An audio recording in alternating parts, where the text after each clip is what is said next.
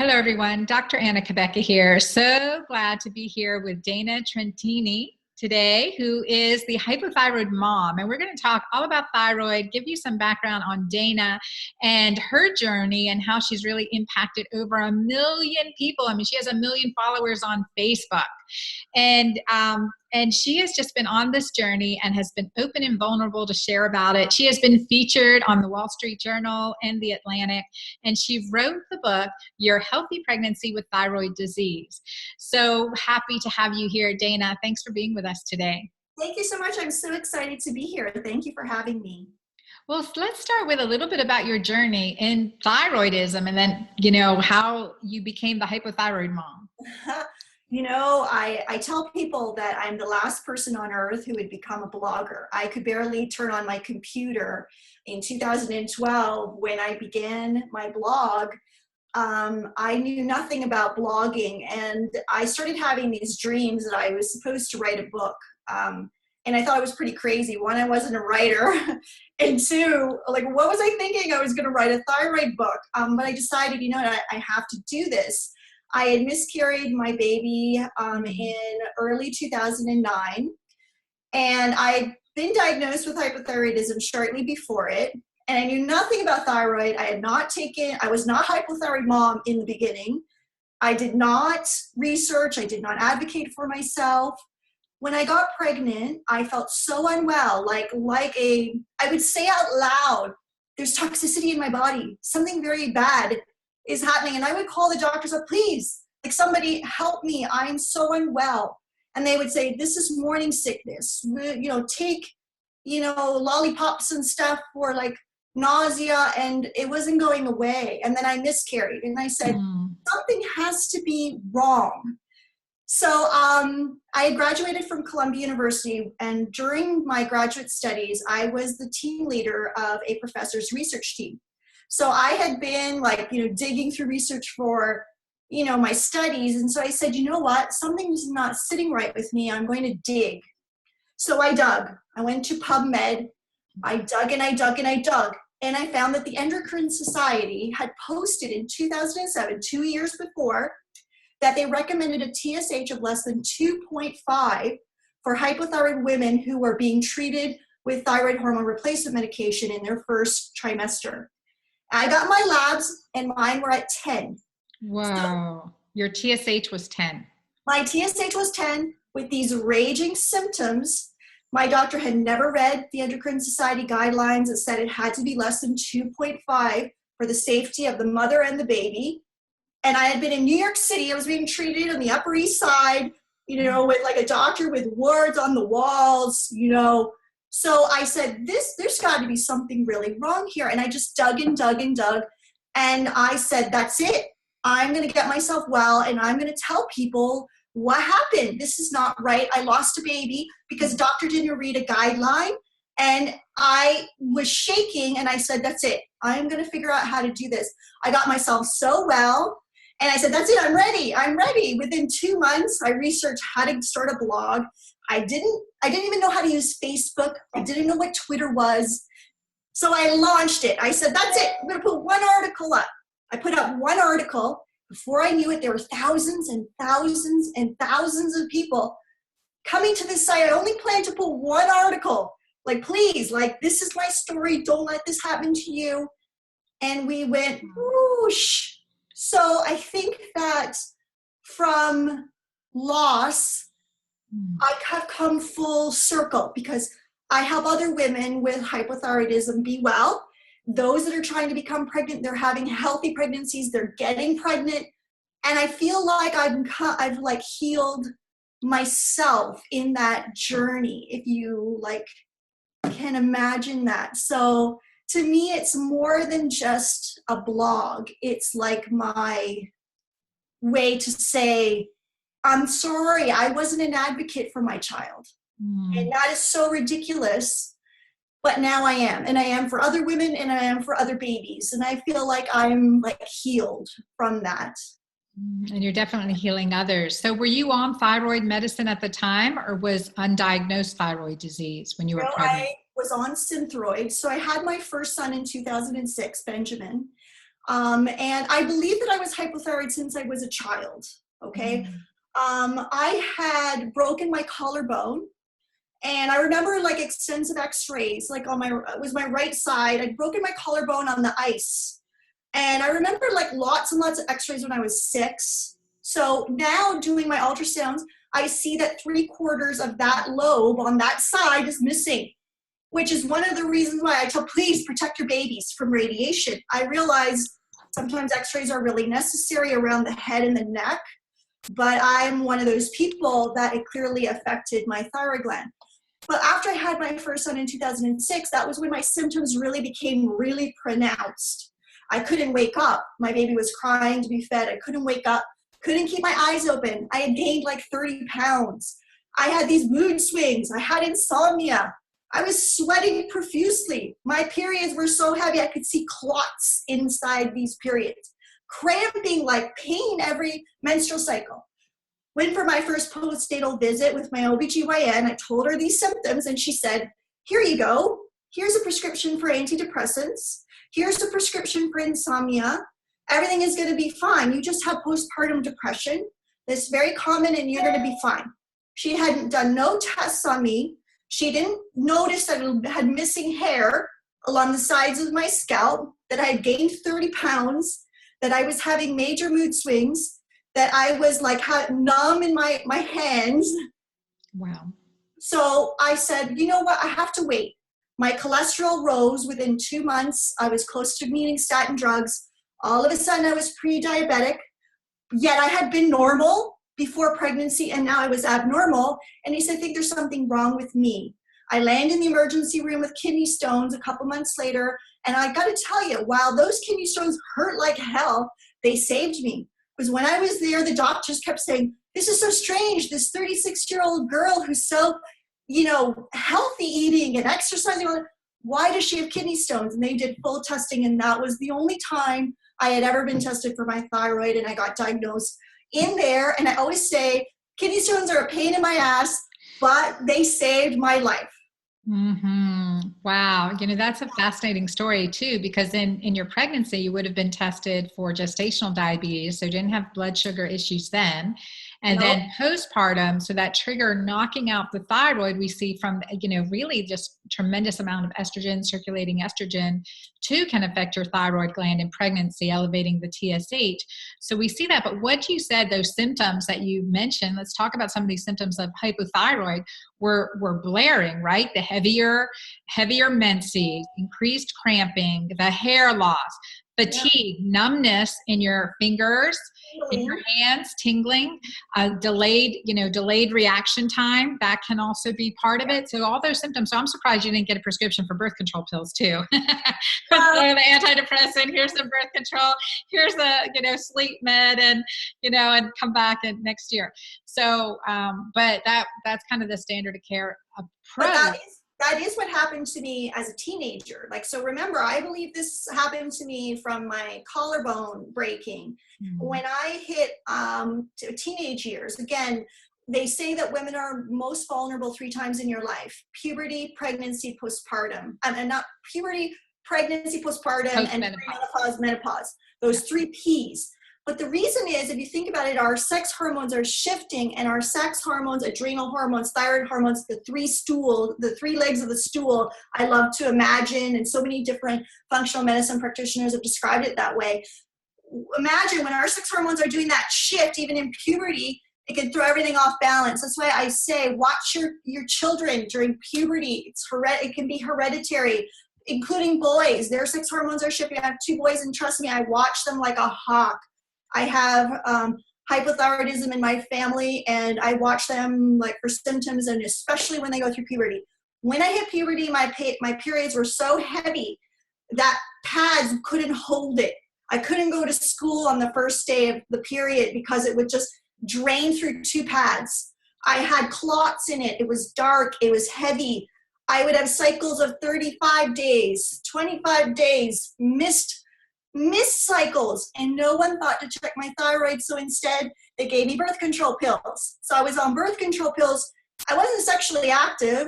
I was on birth control with no need for it really, because I wasn't sexually active. I was on birth control for several years. And now I realize that that's the answer for a lot of girls in puberty that are thyroid patients.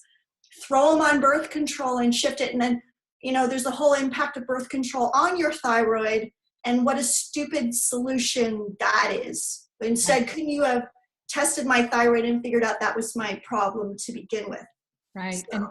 And let's talk about testing too, because I think it's important for our audience to understand like how we, commonly check for thyroid, just, the knee-jerk reaction, and then really holistic testing for thyroid. So typically we're doing a TSH for your thyroid, the thyroid stimulating hormone. But also in functional medicine, we want to look at more. We want to look at thyroid antibodies, antithyroglobulin antibodies. We want to look at free T4, free T3, reverse T3. So the whole gamut to really understand, because Absolutely. our TSH can be normal, and yet we could have no free T3 because we're not converting from T4 to T3, so still be functionally hypothyroid. And Absolutely.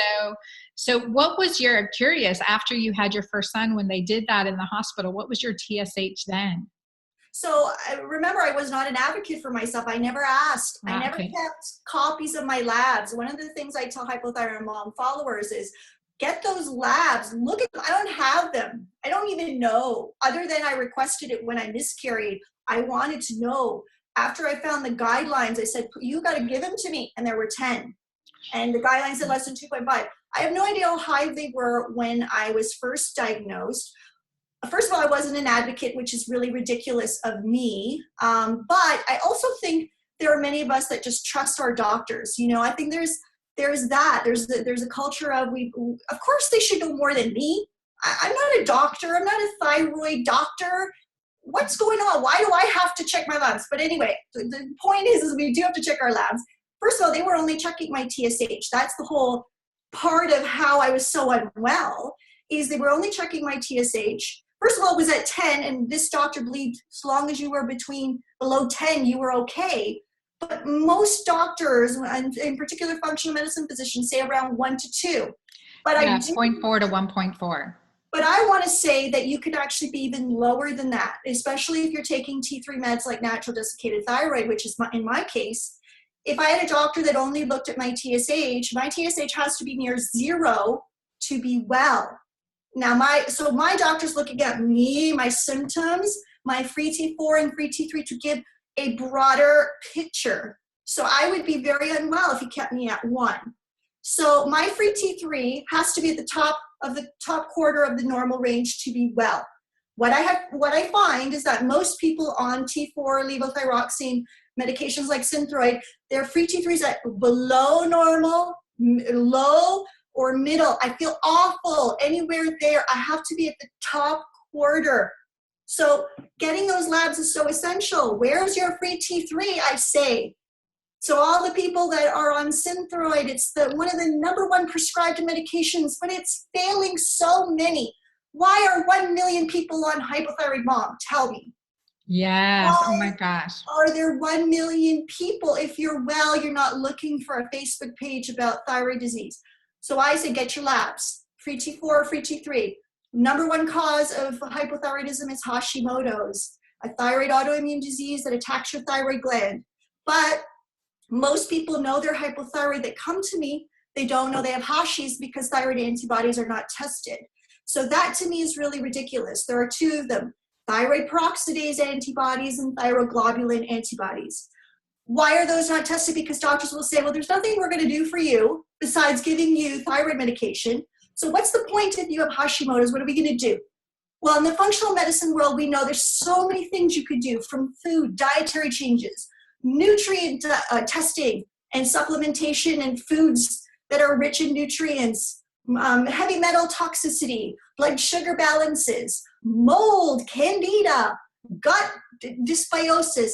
There Heavy are metal. so many things that can Yeah. be done for a Hashimoto's patient that are not done because, first of all, they don't know they have it. So I guess that's the #1 thing, is to get those antibodies tested to know if that's the cause. Yes. Yeah. And I think that's worth repeating because, many things will create the elevated thyroid. And one of the things you said earlier was that your cholesterol was creeping up, right? Elevated cholesterol can be a symptom of hypothyroid disease. And the same thing can cause an elevated cholesterol, as can hypothyroid, and that's heavy metal toxicity, amalgams in our mouth, toxins in our water, in our air, and food.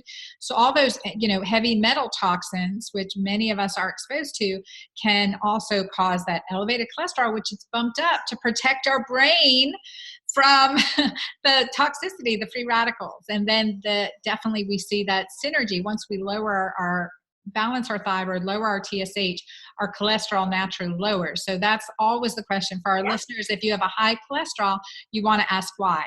If you are hypothyroid, for all your listeners, you want to ask why. So Dana, you've done your work to kind of triage, why did you become hypothyroid? And that went back to childhood with the radiation, right? The radiation of your thyroid.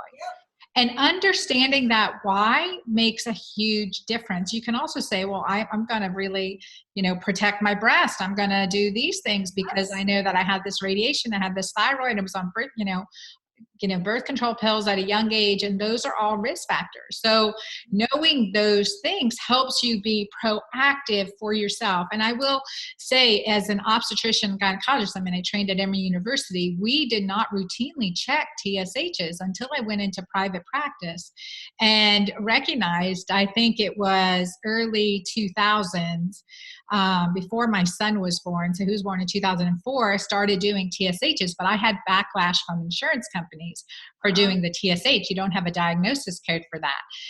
So irregular cycle would be my diagnosis code. I hope none of those insurance companies are listening. But, you had to find a diagnosis code, irregular cycle. Well, she's, obviously pregnant now or whatever, trying to get pregnant. Irregular cycle would be a diagnosis code to justify that. So often it's a fight, and I call this mafiosa medicine. Physicians are under the attack of insurance-run, medical practices, and the business of medicine has become detrimental to the clinician's intuitive and artistic care of patients. And I really believe that's why I love functional medicine. That's why I love what I do with age management medicine, is that we're rebirthing that clinical acumen. So clinical-based medicine has a role, in addition to evidence-based medicine, the scientific journals and the pharmaceutical publications. Right. So we have to fight that. But I think for our listeners, understanding the why did I get this? Like, why are my periods irregular? Why am I having breast tenderness? Why am I feeling moody at this time?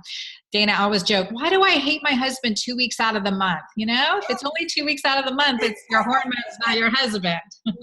Yes. And though the PMS, like I make jokes, like I believe, like, what's a day without laughter? That's who I am. I laugh and joke and smile even on my worst days. So my Facebook page is about laughter. And yeah, I could go on there and say one of the symptoms of hypothyroidism is mood swings. It'd be very boring for me. That could not be a Facebook page that I could create. Instead, I make a joke, and I have a woman on a swing. Mood swings available every 10 minutes. Why? Because I just can't create a page that's so serious. You have to laugh a little, and then you would be surprised how many people laugh at the joke and they go, wow, that sounds a little bit like me. The hair loss she just mentions, wow, I'm going bald on the top, or my temples, like there's hair missing. Oh my God, I'm aging rapidly. My face is puffy. She just described a puffy round face. Oh my God, my tongue has indentation. It's swollen. I have high cholesterol. I'm about to be put on statin drugs. Why don't you get your thyroid tested? I always say, how many of the patients waiting in a cardiologist's office, they're sitting in the waiting room. I would love someone to go in and survey them, do their TSH and their thyroid antibodies, their free T4, free T3. I guarantee you 95% of them have a thyroid condition. I have people that will write to me and say they resolved their congenital, heart disease, or their cholesterol has improved, or they've survived a heart attack and they haven't had any more heart attacks because they got their thyroid elevated. They got their thyroid condition under control. They tell me they've reversed their diabetes. They've reversed their brain fog. Think about it. I had missing hair, and I'm going to tell you, I got a lot of hair right now. But I wouldn't have all this hair If I was down that road, think about it, I would be on sleeping medication, statin drugs, blood sugar medication, probably more than antidepressants. Probably at some point they would have diagnosed me with bipolar or something more. They would give me something for my PMS and my mood swings. So I think there's so many symptoms that if you have a bunch of them, and I even talk about the gut ones like bloating, acid reflux, constipation. I had lifelong constipation, lifelong. And then all Yeah, of a that's a huge sudden, symptom. someone tested one of the doctors tested my magnesium. It was below normal. I take magnesium glycinate before bed every night, and I go every single day, every single day. So like a little change makes such a very big difference. I also think about our skin, right? They say that blood circulation to the skin is reduced. It's like a fraction. So I had eczema all over my hands, all winter, cracking, bleeding. I have not had eczema in like 7 years. That was lifelong eczema since I was like 6.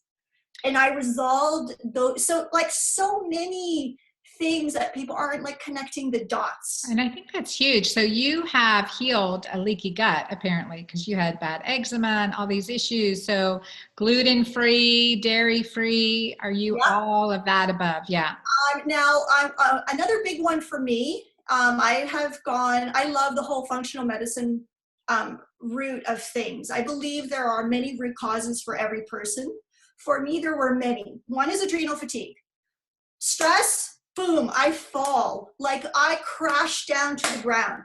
If there's physical stress, if I had major dental work, which I did, I fell to the ground. If I had I got hurt, boom, I fall to the ground.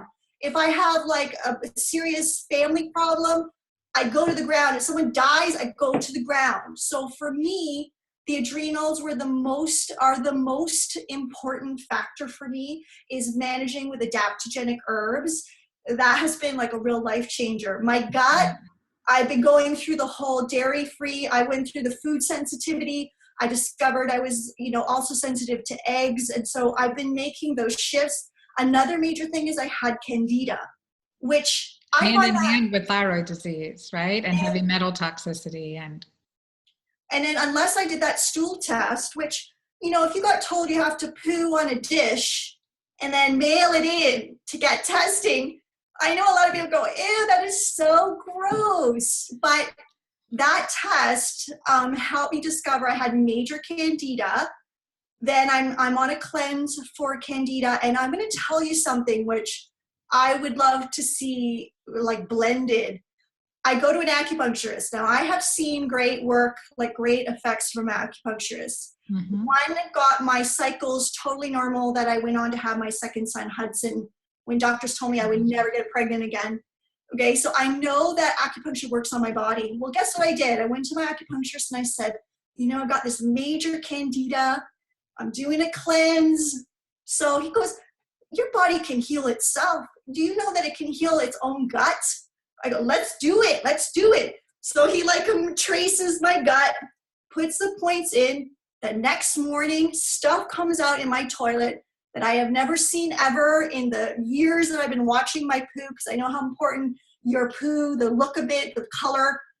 Stuff was coming out in my toilet that I have never seen before. So I went back to him and I go, oh my God, you did something. You did something to my gut. Like you got rid of something. I don't know, how is that greenish mucusy thing in my gut like that? It can't be good. So I would love to see a blend of the different approaches to health. Like I see what I do at Hypothyroid Mom is I take pieces. Like I consider myself a guinea pig.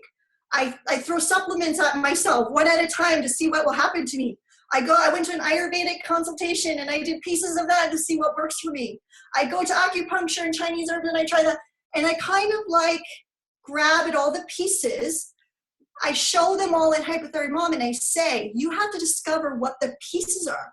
But unless you know what all the pieces could possibly be, you won't know to investigate them. So to me, that's what Hypothyroid Mom is about. It's about all the pieces. and my journey and the different pieces. A very integrative, open-minded journey. So I commend you for that, because that's huge. I want to go over some of the things you said, back to that cardiology waiting room or intensivist waiting room and getting TSHs on everyone. I definitely would add to that, like, we should know our TSH level. Everyone listening should know your TSH. They get an idea of that, especially if you're on thyroid medicine, you want to know your free T4, free T3, and optimize those. But know your hemoglobin A1C, know your highly sensitive or cardio CRP, C-reactive protein, and inflammatory marker. Know the measure of your adrenal hormone. If we're doing it in the blood, it's DHEAS. We want to know that number and optimize that. And we want to know our vitamin D25 hydroxy, which also goes hand in hand with thyroid disease. So those four, add the TSH, those 5 numbers you really know, you want to know. And as you know, I'm a gynecologist. I would like to say know your progesterone, estrogen, testosterone values. But on a major level, the key ones are those 5 that I just mentioned, that you really want to understand, and that we should know those numbers. And watch them get better. So, to reiterate a little bit about your journey is, just an extensive journey. Again, still investigating. I have to wonder, looking, Dana, a little bit about my journey is that I've had this, I traveled around the world learning from healers all over the world, and indigenous healers and world leading scientists and different philosophies for different reasons. And it's just been a powerful, I do not discriminate on healing modalities. So I love that you're putting all this out in a really digestible way for clients. And you've learned the journey. A functional medicine doctor will do your stool analysis. And that is so vital to understanding the picture and clearing, understanding what's going on in the underlying issue, what the underlying issue is. But the thread of the kidney, the kidney disease and the adrenal fatigue, those speak loudly of fear. And so was there a fear element that has been? Absolutely. And it's interesting you should talk about fear. And I touch on this at Hypothyroid Mom. And I think that as patients, we are more comfortable to talk about the physical, right? So I'll give you an example. I went to my acupuncturist and I told her what was happening to me. And I went through a rapid decline at around age 42. And my hair started falling out. I had been really well, and then I just went whoosh, like down, and then all of a sudden my menstrual cycle shifted from my normal 28 days down to 25. So it was almost like I went into perimenopause, like boom, like fast, right? So I went to my acupuncturist. She could see my hair was falling out. And the first thing she said to me was, Dana, I've mentioned this to you before. The thyroid in our world, in the Chinese world, we believe it's about expression of your inner self, your inner thoughts, being vocal. Are you stifling? Are you not speaking up? Are you not advocating for yourself in your personal relationships? Which was a big part at that time, was a very big part of me not, and I think that's not just now or in that situation. I think throughout my life, I sort of stifle. I'm the good girl. I don't want to cause commotion. So kind of shut it all in. And when I write about it in Hypothyroid Mom, I know a lot will say, no, I speak my mind, and they might get defensive. And I just put it out there because could it be more than a physical? Could we be stifling and fear of causing commotion? I wrote in my book about the good girl syndrome. Why didn't I fight when I thought there was toxicity in my body and I was calling that doctor's office? I'm pregnant and I'm like a toxic. And they kept saying, you're just overreacting. It's like, you're in your second trimester. You're just overreacting. I should have said, F you. No, I'm coming back in there and you're going to do something about what's happening to me. Instead, I stifled it. Right? So how often have I done that? Which I'm sure I've done it quite a lot in my whole life. And one thing I wanted to mention is before we got on this call, I know I told you about how in the thyroid, when people write about thyroid, they talk about the different tests, the different treatments, as if once you have your dose and your treatment done, you're done, rest of your life, that's it. And I can tell you that I see it more as ups and downs and ups again. After every child, any postpartum, I crashed down. I would come back up, and then I had my next baby and I crashed down. Then at 42, I started perimenopause and I crashed down. Now I'm 47 and I'm feeling up high again. What I'd like to say is that you can, and my dosage has had to change, and I've had to retest because new things have come up. So I feel like it's more like a journey. That's how I see it. I see it as it's a journey, and it's not just a one time, I'm done, we're good. My dosage has had to change. And I'm sure when I go into full-on menopause, it's going to be different again. But what I can say is I have the tools to go back up and not to stay down. Right? And like, to me, that's the most important message. And I want to tell you that my candida, when in 42, when I had sudden onset perimenopause, cycles went from 28 days to 25. Within, like, boom, candida, cleared the candida. My cycles are back to 28 days. From clearing the candida in my gut, I have changed my sex hormone levels. Like, who's thinking your gut can affect your sex hormone levels? Producing estrogen, producing serotonin. I mean, it can help you balance, it can throw you off, right? So yeah, so important connection. Yeah, so the gut, like they say, the gut, that's where all the healing, that's where all the sickness, starts from, and we're forgetting the gut. So sure, we can talk about thyroid hormone replacement medication, and I'm a big believer that there's not one for every person. I'm on natural desiccated thyroid, works like magic for me, but it's about each person finding what's right for them, also because each medication is different, fillers, dyes, different components in it. You could be sensitive. Right. So I was sensitive to Armour. It's just as an example. Lots of people feel fantastic in Armour, but I felt like crap. And I couldn't figure out why everyone else was feeling great.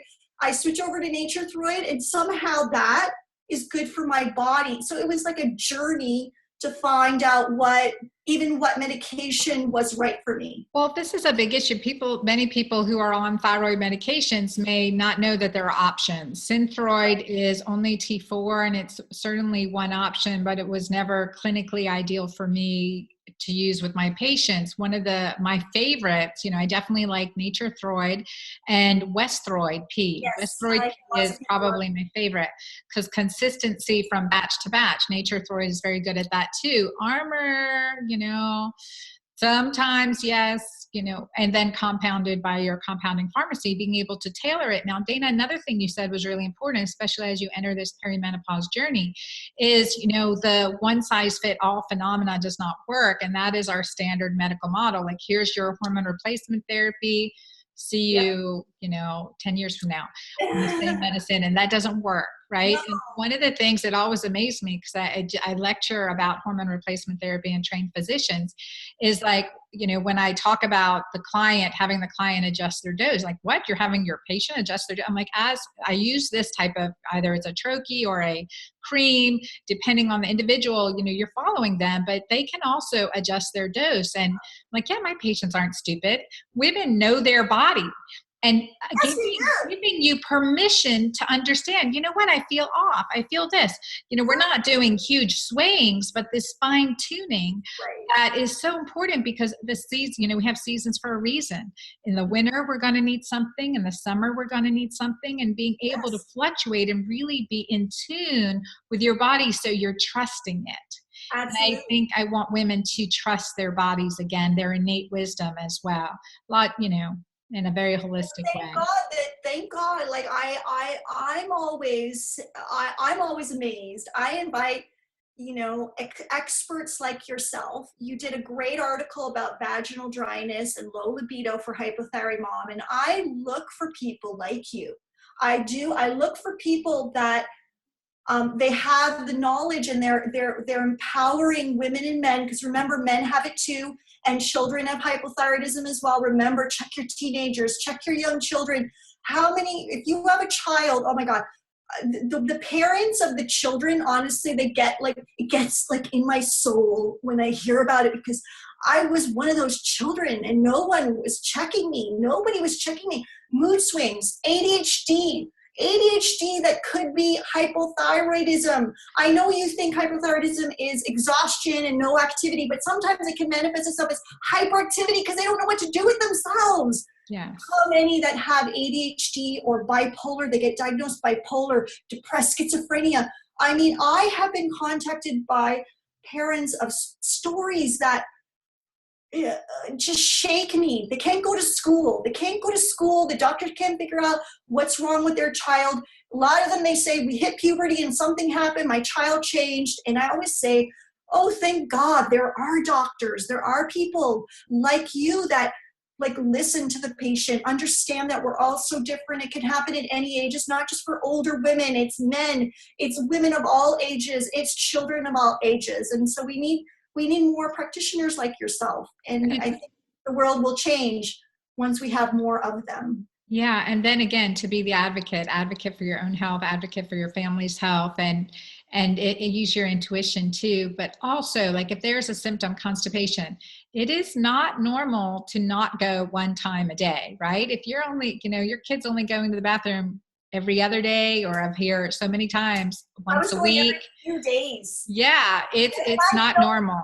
And every day.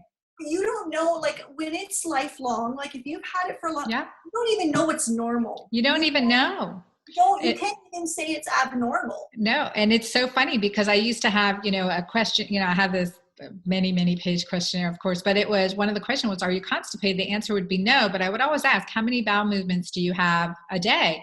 I have one a week. I'm like, you wrote you're not constipated. I'm like, I don't know. You don't know I wouldn't have known the difference. No, exactly. And so understand why. Let's get to the why. Is it gluten sensitivity? Are you on dairy? Let's get off dairy.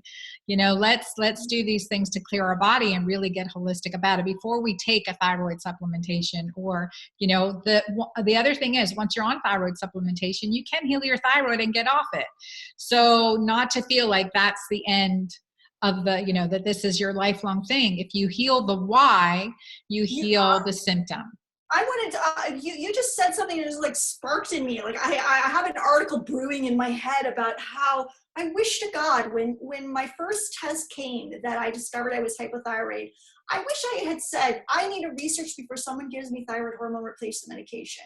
Because had I done that, I would have figured out the slew of nutrient deficiencies that were necessary for the production of thyroid hormone going on in my body at the time. I've heard of people who, they read an article about nutrient deficiencies and that alone reverses all their symptoms and they come off of their thyroid medication. Or it could have been that they were exposed to mold. I had mold in my home for a period of time that I didn't even know. I talk about air, or purity of our air, just good quality air filter for mold. I think about all the hurricanes. We had Hurricane Katrina where I was, and it flooded our building. And I didn't realize that the air conditioner in my son's room had major mold for months and months and months. My son started acting unusual at school. I went to psychologists.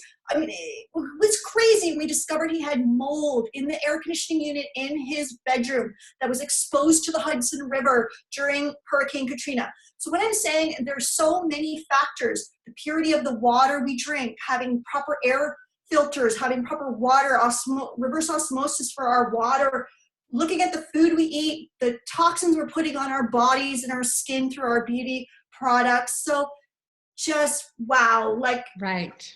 There's just so much. You see, I never get bored at Hypothyroid Mom because there are so many things I can talk about. And I find that fascinating, the number of toxins in our environment. And could that explain this huge number? They say there are 750 million thyroid patients. Half of them don't know they have it.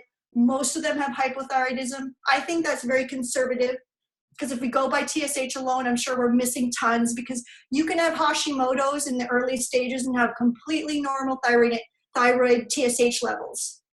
But your thyroid antibodies are there destroying your thyroid gland, and it takes time. It can take a decade before the TSH becomes abnormal. But meanwhile, the thyroid gland is being destroyed pieces by pieces. and no one's doing it. They're just sitting there waiting. We're all waiting for your thyroid gland to be completely destroyed, and then we're going to give you thyroid medication. Why don't we find out this is happening to you? Yeah. Maybe we can stop that from happening and you never need thyroid hormone replacement medication. That to me is like preventative. I like the idea of like everyone should have these kinds of tests periodically in their life to see, are we at, like, where are we? Do we need to do some tweaking?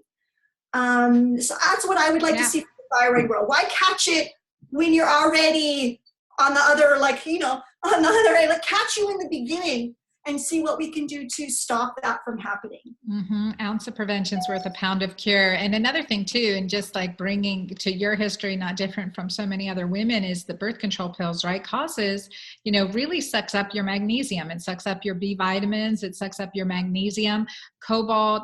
You know, iodine is so important part of every hormone receptor. So like if we are on something, if we decide that that's the best choice for us, there are better options. But if that's the best choice, that we're supplementing, we're getting our nutrients, we're really eating holistically and doing those things as well. Again, we're getting continuously finding out more and more information that's helpful. All right, y'all. Dana, I'm so thankful for your for your presence, your vulnerability, your openness. And let's continue the conversation on Hypothyroid Mom. Y'all join us at Hypothyroid Mom. Dana's putting some great information out there and just good, open, honest conversation. Looking at some of the feeds and comments this morning, it's like, yeah, it's good. Good people feel safe there. And so you've created a really nice community. I congratulate you. You're welcome. All right. So I'll check back there, listeners, Hypothyroid Mom, to continue the conversation with Dana. And please share this. So much good information was in this. Oh my gosh, we covered a lot of stuff today. Share this with your friends, share this with your family, share it on Facebook and Twitter, and also comment below. Be back to read your comments. Thank you all for being with us. And again, thank you, Dana. Bye. Such a pleasure.